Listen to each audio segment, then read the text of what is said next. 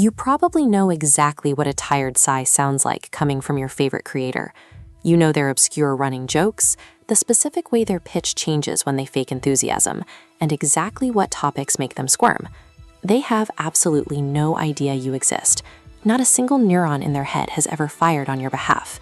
Yet, inside your own skull, your brain has officially categorized this person as a close friend. For roughly 200,000 years of human history, a strict biological rule governed our species. If someone looked you in the eye, spoke to you directly, and shared their personal stories, they were physically standing right next to you. Evolution never built a defense mechanism for a glowing rectangle. Confronted with a screen simulating all the physical cues of intimacy, your brain simply fails to update its ancient programming. It defaults to the only category it has for this level of exposure, mistaking a broadcast for a genuine relationship. This photograph shows the early days of this phenomenon. In 1956, people started bringing glowing boxes into their living rooms. Almost immediately, broadcasters began receiving highly personal letters from viewers, filled with confessions of feeling intimately connected to the strangers on the screen.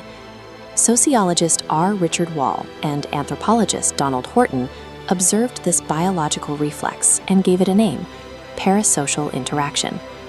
Those early television hosts were projecting to massive audiences.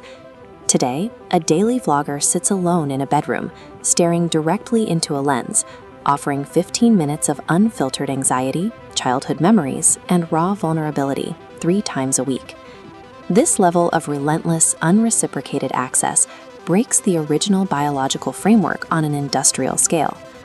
Without a precedent for this kind of one-way intimacy, your nervous system processes the creator through the exact same channels it uses for the people sitting on your actual couch.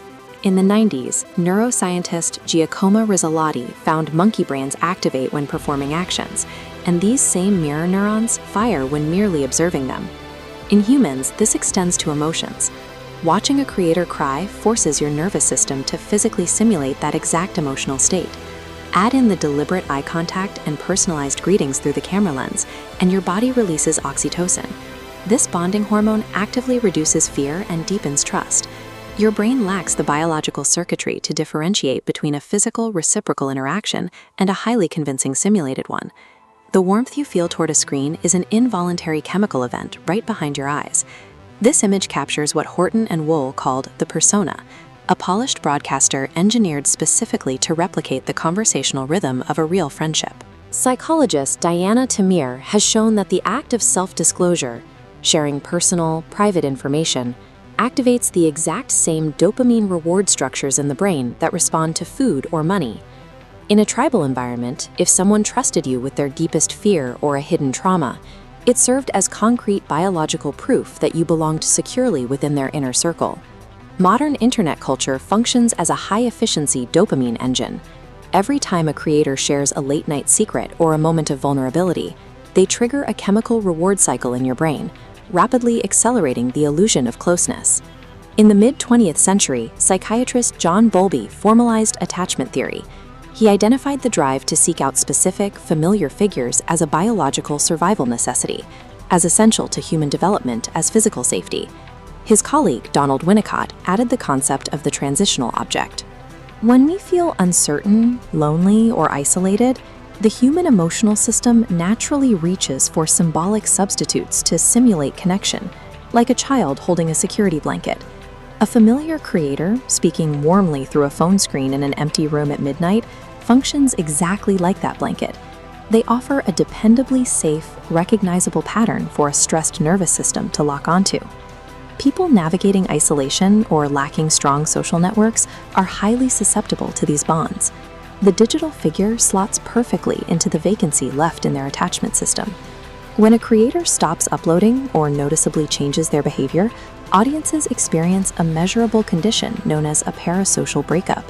The acute grief and sense of loss viewers feel is entirely genuine. The emotional shock is processed by the exact same biological machinery that handles the end of a physical, real-world friendship. But a parasocial bond is a friendship with the costs removed.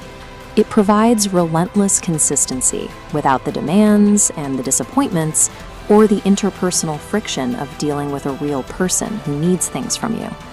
Using a one-directional broadcast to replace actual human connection eventually deepens isolation.